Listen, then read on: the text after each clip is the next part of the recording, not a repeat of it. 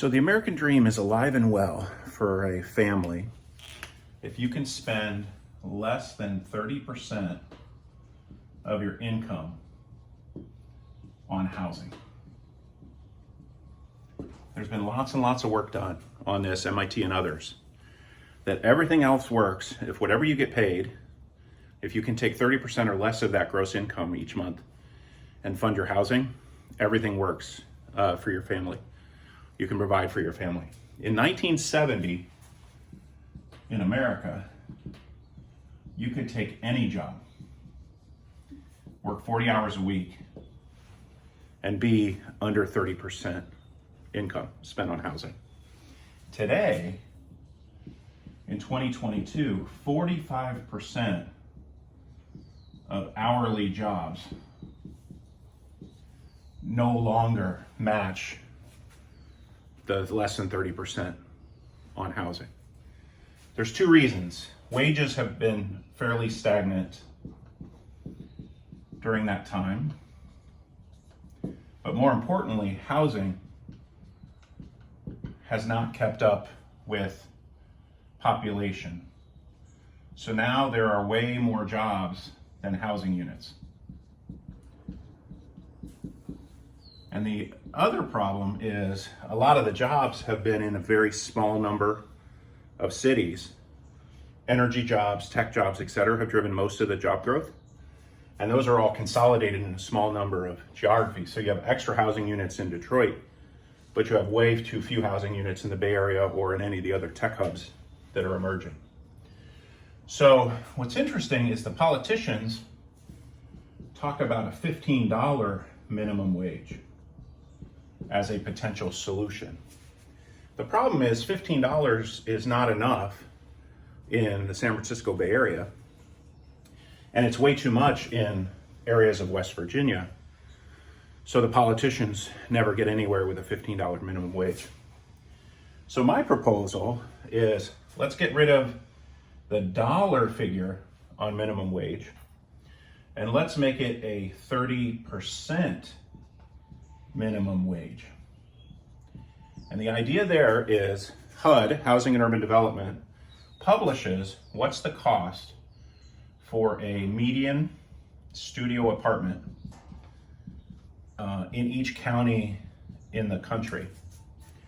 So by county, let's set the 30% minimum wage annually at what is the median studio apartment cost as defined by HUD in that county, and what do you need to make per hour to spend 30% of your income if you work full-time 40 hours a week on that apartment. If you do that, something magical happens. Everybody then, if they're willing to work 40 hours a week, can have a job that pays enough to spend less than 30% on housing. Now, it turns out the worker doesn't really care what the dollar number is. They just care whatever they make, can they turn around and spend 30% or less of that on housing? The employers care a lot about what the dollar number is because that goes directly to profits. By doing a $15 minimum wage, employers can't have any effect on what the minimum wage number is. If you do a 30% minimum wage, and the largest employers in a county can have massive effect on what the actual dollar number is because they can influence housing availability. So there's a really cool thing that's emerged in the world of ESG and impact called sustainability bonds. And these are bonds that you can access. They're about 2% interest. And folks are funding them if folks will do green and social projects. So a big employer in a county can take down sustainability bonds, enable extra housing with it, especially workforce housing. And when jobs and housing match in that county,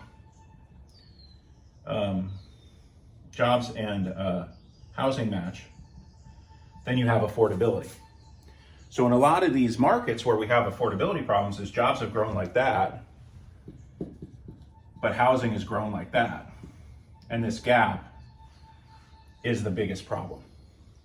So the bigger that gap, the more the hourly jobs don't pay 30% minimum wage. And homelessness accelerates, traffic accelerates because hourly workers have to work counties and very far away from where their job is.